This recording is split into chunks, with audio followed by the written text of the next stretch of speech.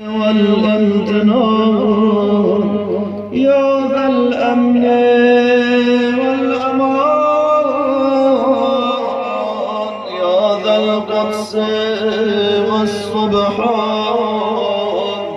يا ذا الحكمة والبيان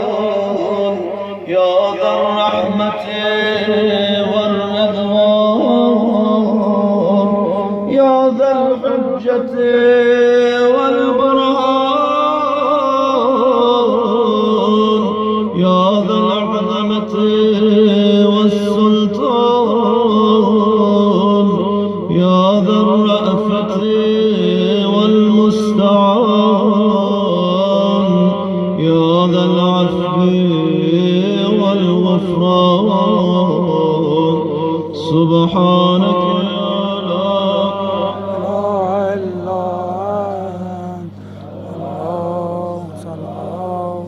الإسلام من النار يا رب.